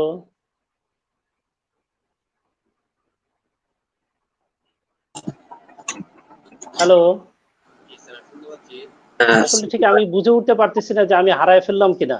sir, আপনি লাইনে ছিলেন কিন্তু আমাদের আচ্ছা, টেকনিক্যাল সমস্যা হচ্ছে। আপনাকে ধন্যবাদ অসংখ্য যে আপনি আলোচনা করেছেন। আমরা আলোচনা স্যার আজকে আলোচনা শেষ পর্যায়ে চলে আসছি। আমরা আবার